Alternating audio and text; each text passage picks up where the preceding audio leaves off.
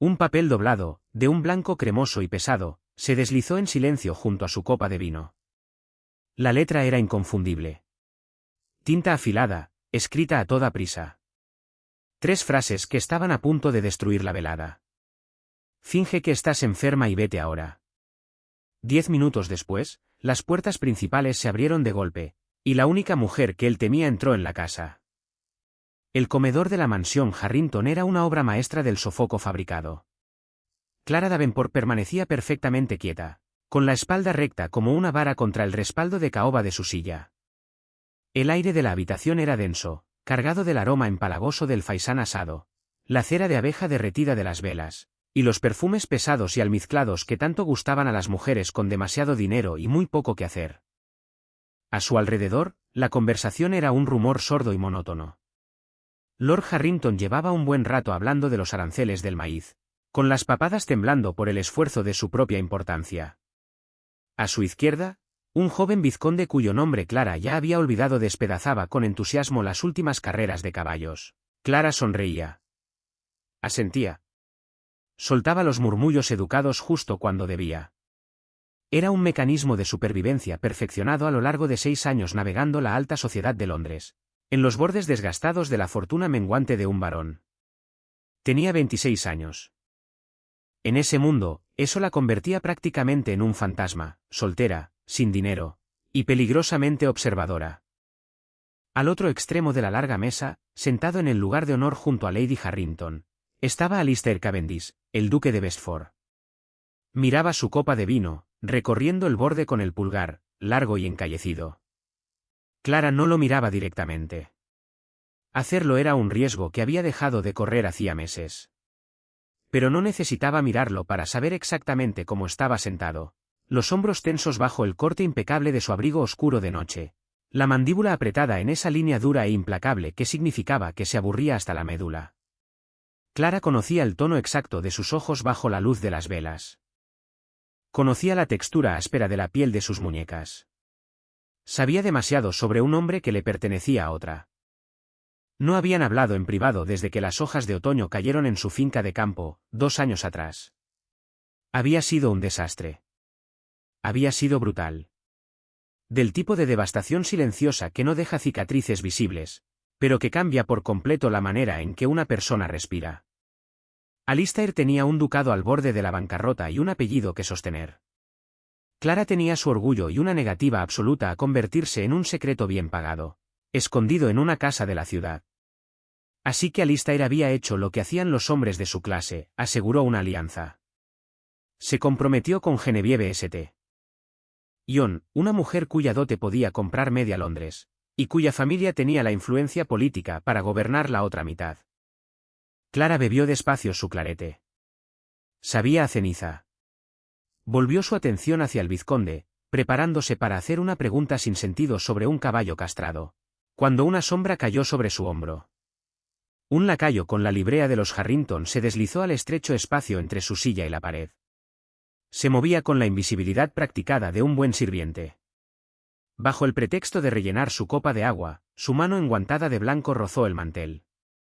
Cuando la retiró, un pequeño papel doblado con firmeza quedó junto a la base de la copa de vino de Clara. El corazón de Clara dio un golpe violento contra sus costillas. No lo tomó de inmediato. Dejó las manos descansando en su regazo, el rostro convertido en una máscara de interés apacible. Mientras el vizconde seguía con su monólogo, los ojos de Clara volaron hacia el otro lado de la mesa. Alistair ya no miraba su vino. La miraba a ella. El impacto físico de esa mirada fue devastador.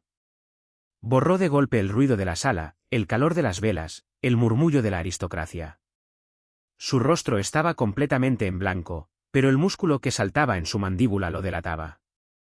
Alistair inclinó apenas la barbilla hacia el plato de Clara, y luego, de manera deliberada, giró la cabeza para responder una pregunta de Lady Harrington. Los dedos de Clara se movieron. Deslizó la nota entre los pliegues de su servilleta de seda y la llevó a su regazo. Bajo la mesa, lejos de la vista de la sociedad brillante que la crucificaría por el más mínimo error, rompió el sello sin cera. La letra era irregular. Escrita rápido. Escrita con fuerza. Finge que estás enferma y vete ahora. Sin firma. Sin explicación. Clara se quedó mirando la tinta negra y cortante. Un frío pavor comenzó a formarse en su estómago, pesado y metálico. Alistair no era un hombre dramático. No jugaba juegos. Era calculador, pragmático hasta el extremo, y celosamente protector de los límites cuidadosos que habían trazado entre ellos desde que se anunció el compromiso. Que él le enviara una nota en una cena, arriesgándose a ser visto por 20 de los peores chismosos de Londres, significaba que algo andaba terriblemente mal. Vete ahora. Clara levantó la mirada. Alistair reía por algo que había dicho la anfitriona, pero era un sonido hueco. Los nudillos de su mano, apoyada sobre la mesa, estaban blancos por la tensión. Clara hizo cuentas. Su carruaje estaba en las caballerizas. El lacayo tardaría al menos 5 minutos en traerlo. Le tomaría otros 3 presentar sus disculpas y recuperar su capa. Tenía que actuar. Tomó su copa de agua, con la mano temblando lo suficiente para que se notara, y la golpeó contra su plato. El cristal produjo un tintineo agudo y discordante. Se llevó los dedos a las sienes, cerró los ojos con fuerza, y forzó su respiración a volverse superficial e irregular. Señorita Davenport, el vizconde se detuvo a mitad de una frase, notándola por fin.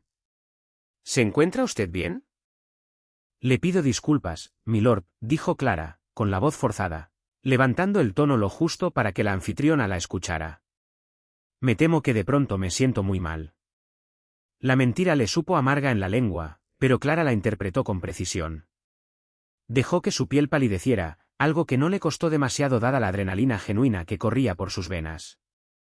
Mantuvo la mirada baja, como una mujer terriblemente avergonzada por el fallo repentino de su propio cuerpo. Querida, Lady Harrington se inclinó hacia adelante, mirando hacia el otro extremo de la mesa con un interés casi de ave carroñera. ¿Qué le sucede? ¿Es el pescado? Le dije al cocinero que ese salmón se veía sospechoso. No, no. La comida es exquisita, Lady Harrington, murmuró Clara, presionando la servilleta contra sus labios. Empujó la silla hacia atrás, la pata de madera raspó ruidosamente el suelo de parqué, un sonido terrible en la súbita pausa de la conversación. Es una jaqueca. Ha llegado con una rapidez aterradora. Temo que, si no me acuesto de inmediato en total oscuridad, seré una molestia terrible para su hermosa velada. Ay, pobrecita, Lady Harrington agitó la mano, ya perdiendo el interés. No podemos permitir que sufra aquí. ¿Necesita que una criada la ayude a subir a una habitación? Es usted muy amable, pero prefiero mi propia cama. Mandaré llamar a mi carruaje. Clara se puso de pie. Las rodillas le fallaban de una forma extraña.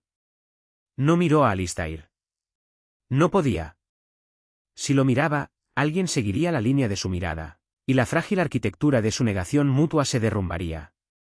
Permítame al menos acompañarla hasta el vestíbulo, ofreció el joven vizconde, poniéndose de pie y dejando caer la servilleta. No, por favor, no se moleste. Disfrute del faisán.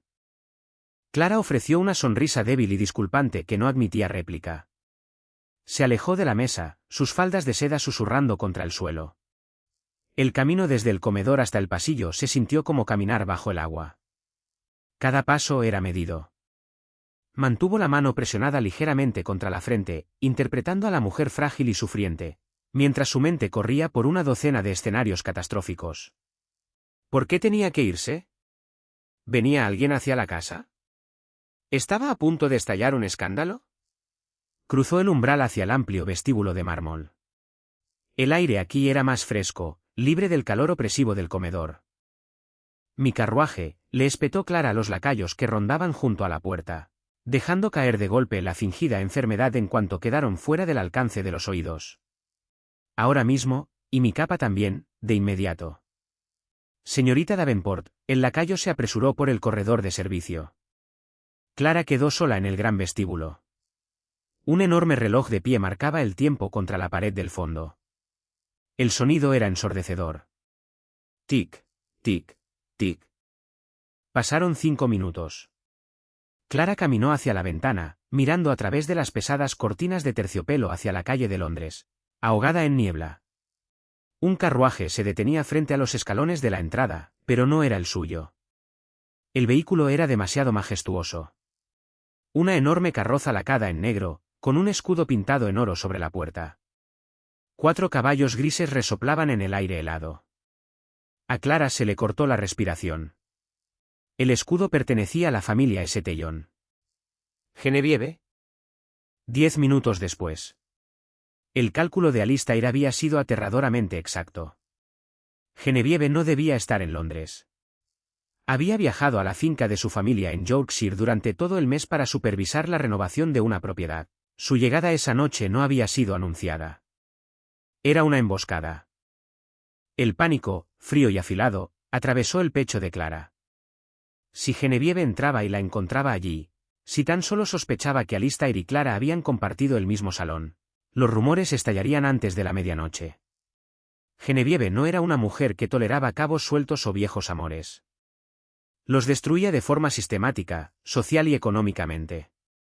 Si Genevieve iba tras Clara, las posibilidades de su hermana menor de conseguir un buen matrimonio la próxima temporada se esfumarían. Estarían arruinadas. La pesada manija de bronce de la puerta principal empezó a girar. Clara giró sobre sí misma, buscando una salida. El corredor de servicio, demasiado tarde, una criada ya subía los escalones con su capa de lana en las manos. El comedor, no podía volver.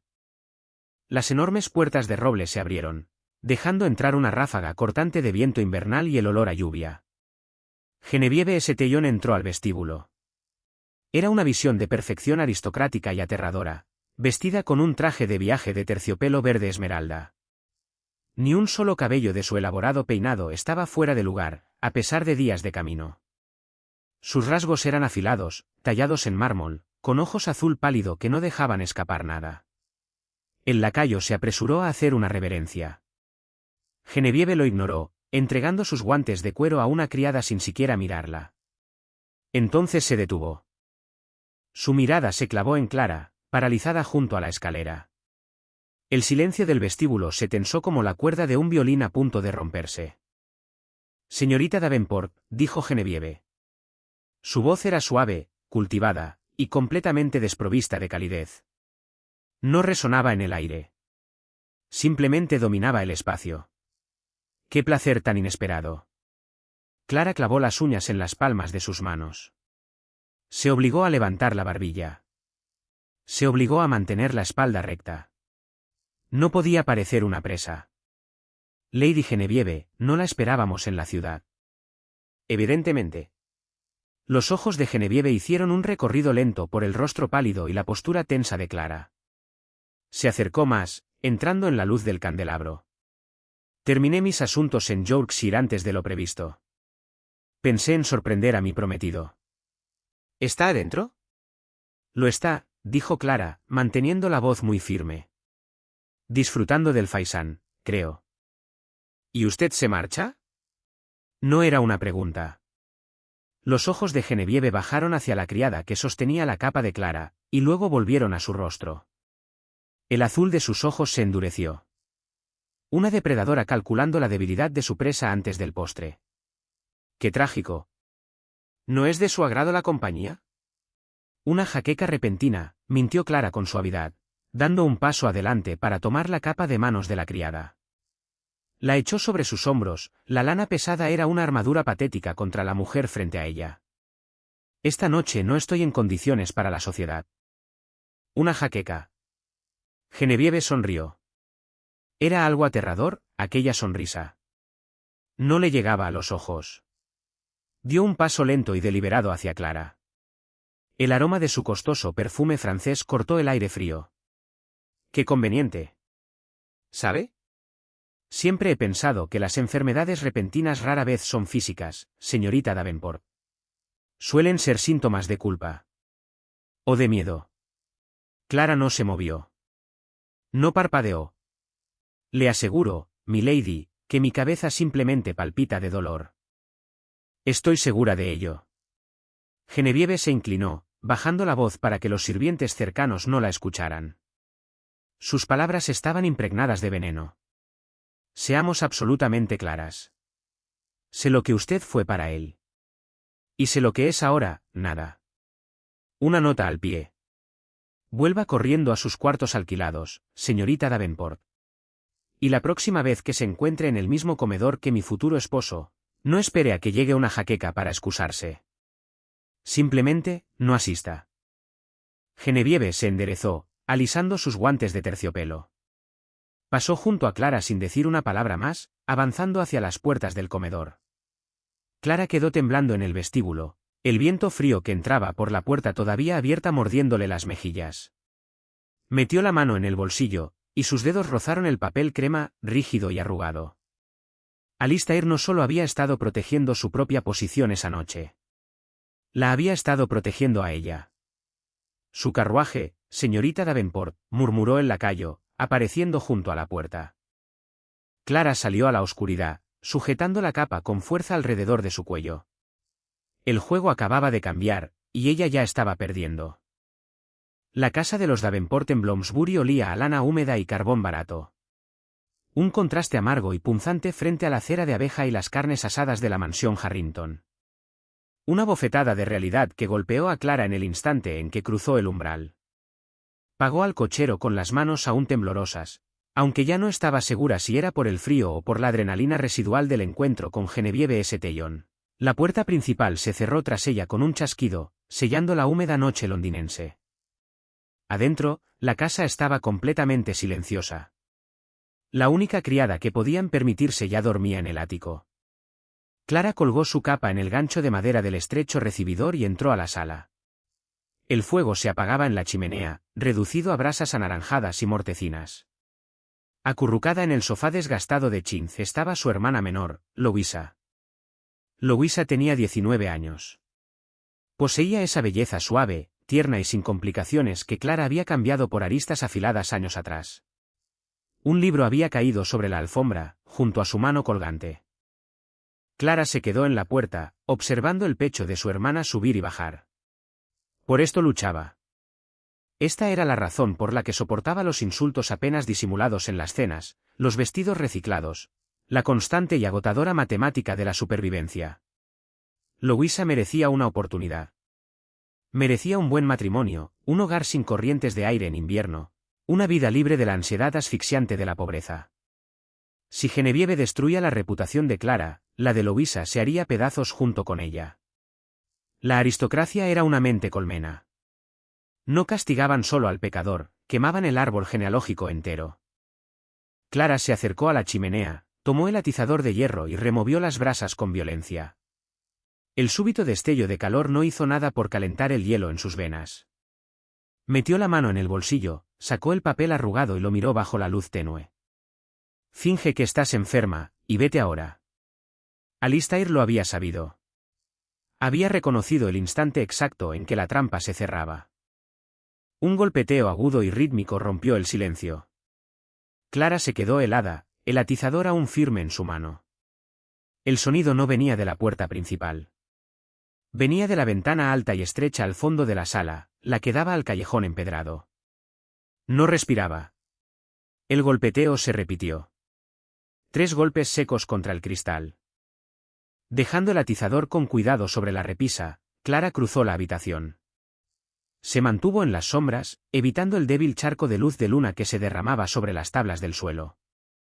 Llegó hasta las pesadas cortinas de terciopelo y las apartó apenas una fracción. Una figura estaba de pie en el callejón estrecho. La niebla era espesa, arremolinándose en torno al borde de su abrigo oscuro, pero la línea ancha de sus hombros era inconfundible. Alistair. Estaba loco al dejarse ver allí, a medianoche, frente a la casa de una mujer soltera. Era suicidio social para ella, y una violación catastrófica de sus propias reglas férreas.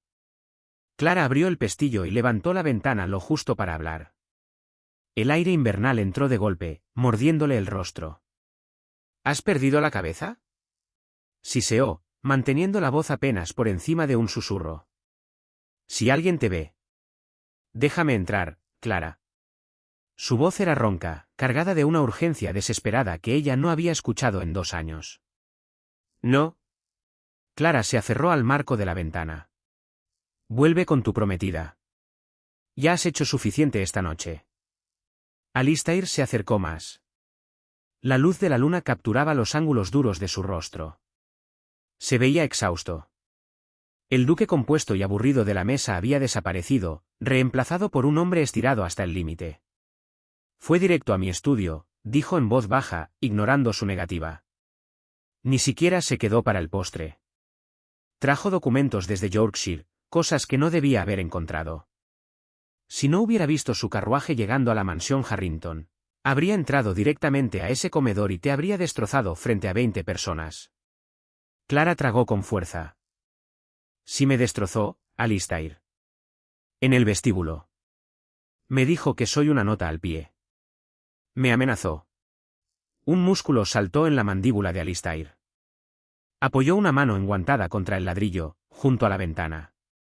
Te dije que te fueras. ¿Lo hice? Se necesita tiempo para conjurar un carruaje de la nada. Clara se acercó más a la abertura, la rabia burbujeando finalmente a través del miedo. ¿Por qué hace esto? No le hemos dado nada. No hemos estado a solas en 24 meses. Compraste tu pequeña alianza. Pagaste el precio. ¿Por qué me persigue a mí? Porque no te persigue a ti, Clara. Me persigue a mí. Alistair bajó la mirada hacia los adoquines, y luego volvió a mirarla.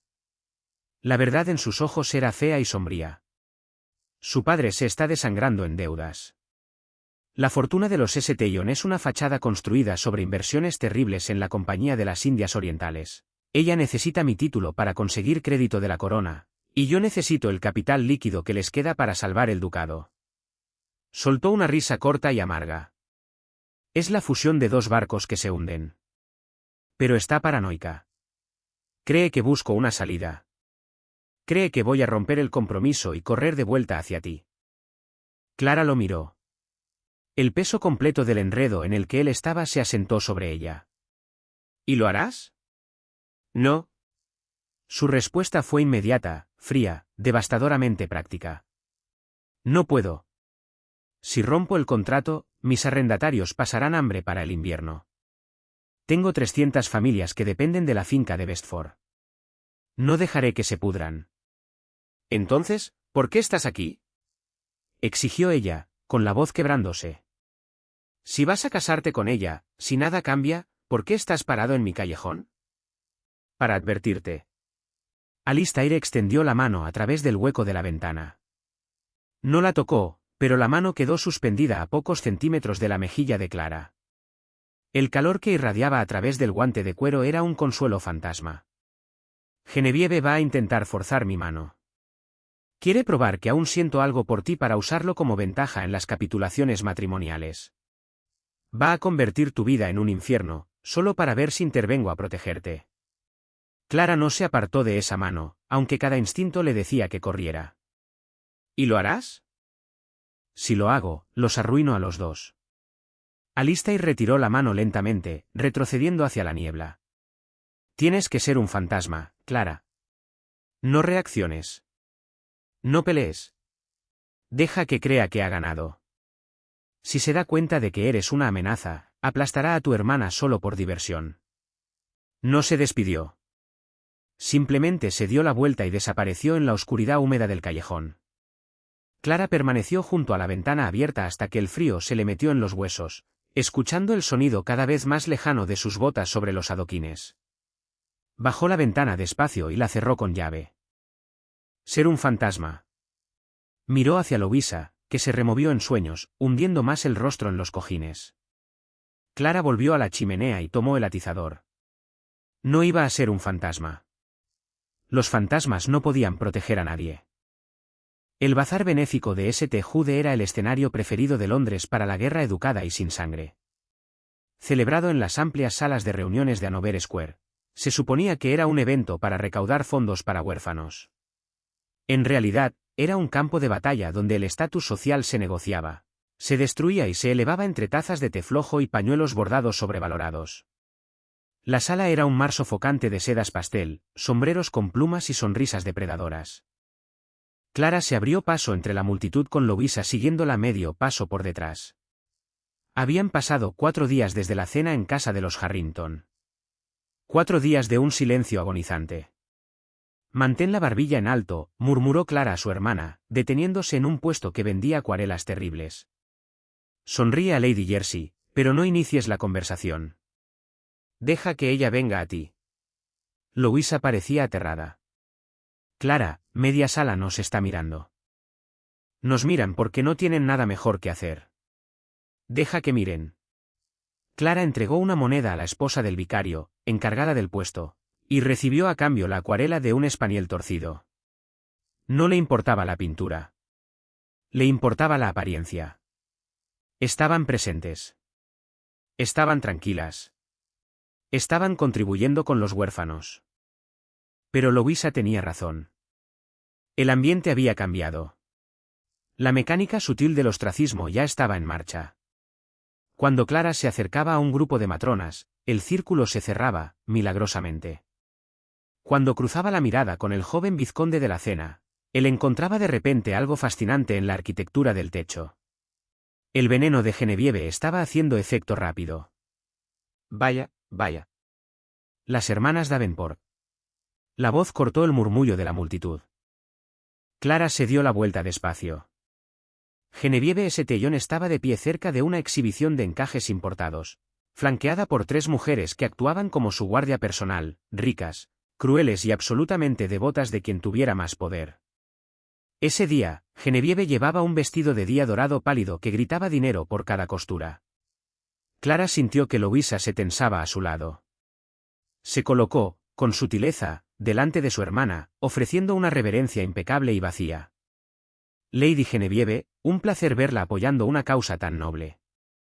Ah, siempre apoyo a los desafortunados. Los ojos azul pálido de Genevieve se posaron en Louisa, evaluando con precisión quirúrgica el vestido de muselina remendado de la joven.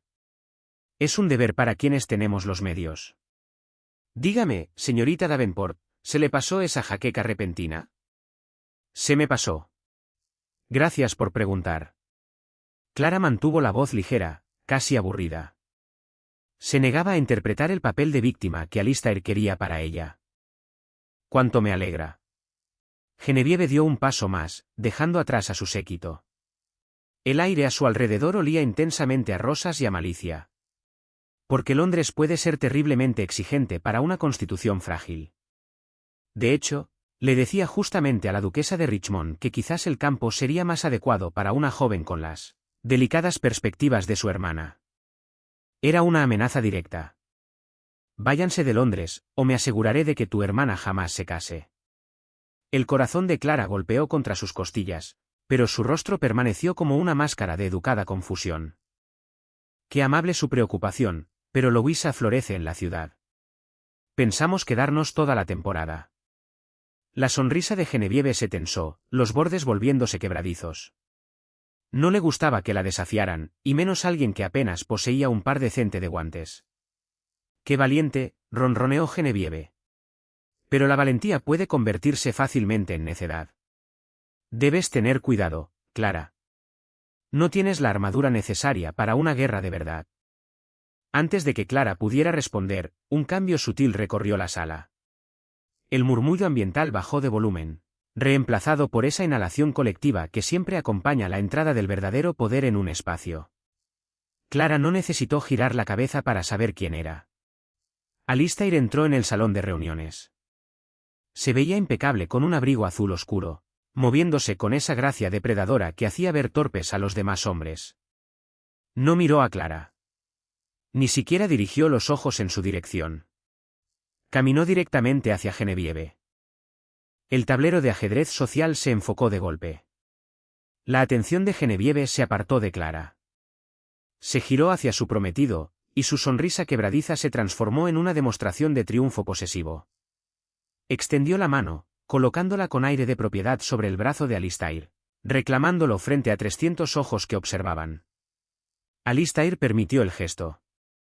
Le sonrió desde arriba, interpretando el papel del futuro esposo devoto con una precisión perfecta.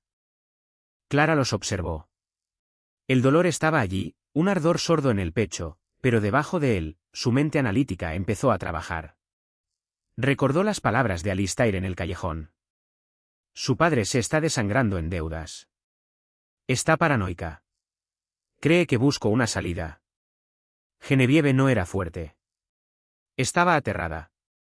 Su crueldad no era una ejecución, era un mecanismo de defensa. Se estaba desangrando financieramente, aferrándose desesperadamente a un duque que no la amaba, aterrada de que la hija sin dote de un varón le robara su único salvavidas. Clara comprendió entonces que huir solo confirmaría el miedo de Genevieve. Si Clara desaparecía, Genevieve asumiría que se escondía por culpa. La única forma de sobrevivir a una depredadora paranoica era demostrar que no era una amenaza. No acobardándose, sino cambiando el juego por completo. Clara se volvió hacia Louisa. Ven, querida. Hay alguien a quien quiero presentarte. Ignorando por completo a Genevieve, Clara cruzó la sala directamente hacia una mujer mayor y formidable que estaba sentada sola en un sillón de orejas cerca del servicio de té. Lady Agatha Thorne. Era sorda de un oído, famosamente feroz, y poseía más capital social del que Genevieve jamás podría comprar. También despreciaba a la familia St. John por una disputa de tierras de 2 décadas atrás. Clara se acercó a la anciana y ejecutó una reverencia profunda y respetuosa.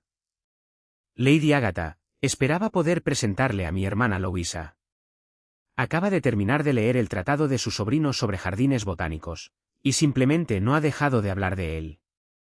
Era una mentira flagrante y calculada. Louisa no distinguía un jardín botánico de un campo de nabos, pero los ojos de Lady Agatha se iluminaron con interés depredador. Miró hacia el otro lado de la sala, hacia Genevieve, y luego de vuelta a Clara. Ajá. La anciana entendió exactamente qué estaba pasando. ¿De veras? Lady Agatha dio unas palmaditas a la silla vacía junto a ella.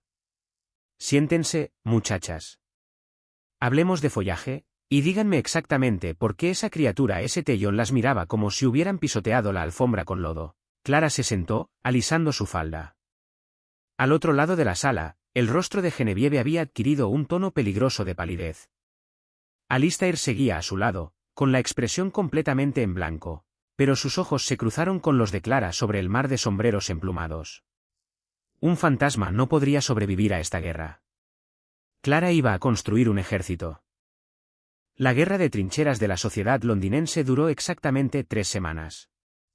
Clara no peleó con rumores. Peleó con geografía. Colocó a Louisa precisamente en la línea de visión de los mecenas correctos. Sirvió té para Lady Agatha. Se convirtió en una presencia inamovible y educada en los salones que Genevieve St. John necesitaba desesperadamente controlar. La paranoia es algo pesado de cargar, y Genevieve la cargaba frente a una audiencia crítica. La tensión empezó a notarse. Su risa en la ópera se volvía, poco a poco, demasiado fuerte. Los vestidos de terciopelo esmeralda parecían cada vez menos una armadura y más un disfraz. Era una mujer sosteniendo una cuerda deshilachada, viendo a Clara quedarse perfectamente quieta, sin hacer absolutamente nada por cortarla. El punto de quiebre llegó un martes, bajo el calor sofocante de la Real Ópera. El aire en los pasillos superiores olía a luz de gas, champán derramado y el sudor nervioso de la aristocracia. Clara había salido del palco de Lady Agatha durante el intermedio, buscando el frescor relativo del corredor desierto. Estaba apoyada contra la barandilla de bronce cuando el clic agudo y frenético de unos tacones resonó contra las paredes de yeso. Genevieve no lucía perfectamente compuesta esa noche. Un collar pesado de diamantes colgaba torcido sobre su clavícula. Sus ojos azul pálido estaban completamente descontrolados. Se detuvo a 3 metros de Clara, con el pecho agitado. «Crees que eres extremadamente lista», dijo Genevieve. Su voz era un siseo bajo y feo que rebotaba contra el techo abovedado. «Escondiéndote detrás de una anciana sorda, paseando a tu patética hermana como si pertenecieras aquí». Clara no se movió de la barandilla. Miró los diamantes. «Pertenezco donde elijo estar, Genevieve. Perteneces a la alcantarilla». Genevieve metió la mano en el bolso de cuentas que colgaba de su muñeca. Le temblaba la mano. Sacó un papel doblado, viejo, con los bordes suavizados de tanto manoseo. ¿Sabes qué es esto? Lo encontré guardado bajo llave en el escritorio de su estudio, en Bestford. Tiene tu nombre. La sangre de Clara se heló. El aire desapareció de sus pulmones. Es bastante descriptivo, susurró Genevieve, dando un paso más cerca. Una sonrisa frenética y victoriosa se extendía por su rostro. Detalla exactamente lo que sintió al tener tus manos en su cabello. Habla de la noche en el pabellón de caza. Si entrego esto a los periódicos mañana, tu hermana no solo quedará arruinada. Se convertirá en una paria. Ningún hombre respetable volverá a hablarle jamás a una Davenport. Clara se quedó mirando el papel. Era el fantasma de 2 años atrás. Un pedazo de honestidad temeraria que Alistair había escrito cuando todavía creían que podían vencer al sistema. Genevieve sostenía un arma cargada. Pero Clara había pasado 3 semanas estudiando el tablero. Vio la falla fatal en la amenaza. Clara se apartó de la barandilla. No retrocedió. Dio un paso directo hacia el espacio de Genevieve, obligando a la mujer, más alta que ella, a inclinar la cabeza hacia abajo. Hazlo, dijo Clara con suavidad. Genevieve parpadeó. La sonrisa maniática vaciló. ¿Qué?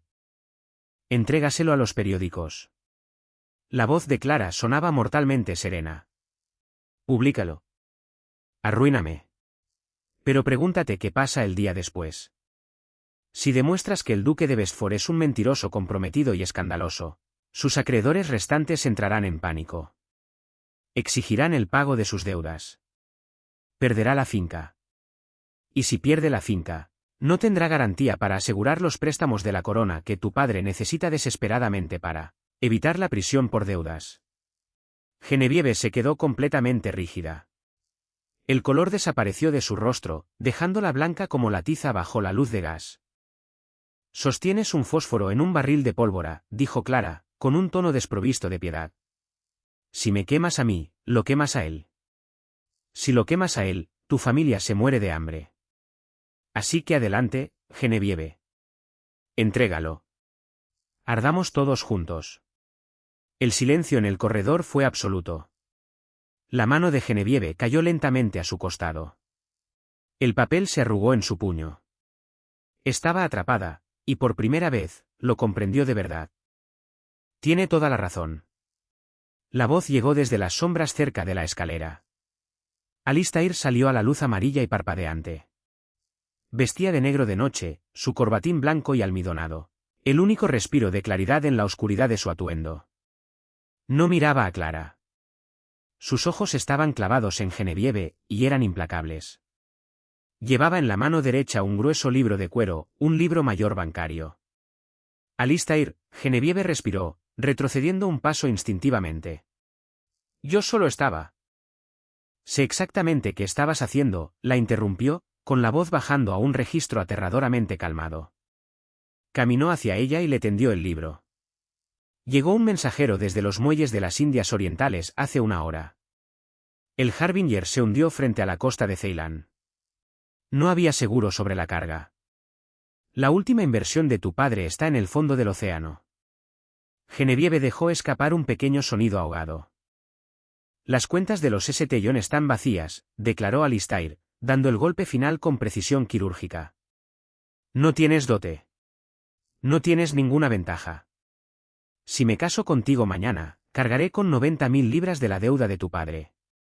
Eso destruiría mi hacienda en 1 semana. Firmaste un contrato, susurró Genevieve, con la voz quebrándose, las lágrimas cayendo finalmente por sus pestañas. No puedes romperlo. Un contrato basado en una dote que ya no existe es nulo. Alistair extendió la mano y tomó la carta arrugada de entre sus dedos entumecidos. La guardó en el bolsillo de su abrigo. Vete a casa, Genevieve. Empaca tus baúles. Los acreedores tomarán tu casa por la mañana. Genevieve permaneció congelada durante 5 segundos agonizantes. Miró a Alistair, luego a Clara. No quedaba pelea en ella, solo la realidad hueca y aterradora de una caída en desgracia. Se dio la vuelta y prácticamente corrió hacia las escaleras, arrastrando el pesado terciopelo esmeralda contra el suelo. El corredor quedó completamente en silencio. Clara exhaló, apoyándose con fuerza contra la pared. Las rodillas le fallaban como si fueran de agua. Se presionó los ojos con las palmas de las manos. Alistair no acortó la distancia entre ellos de inmediato. Lanzó el pesado libro contable sobre un banco de terciopelo cercano. Aterrizó con un golpe seco y definitivo. ¿Estás bien? Preguntó él, con la voz áspera. Estoy completamente harta de esta ciudad, dijo Clara, bajando las manos. Lo miró. Se veía exhausto, más viejo de lo que era, cargando el peso de un ducado que todavía se tambaleaba al borde del abismo. Sigues en la ruina, Alistair. No te salvaste. No, admitió él, cerrando por fin el espacio entre ellos. Se detuvo a centímetros de distancia, el calor de su cuerpo era un ancla repentina en el pasillo helado. Voy a tener que vender las propiedades de Londres.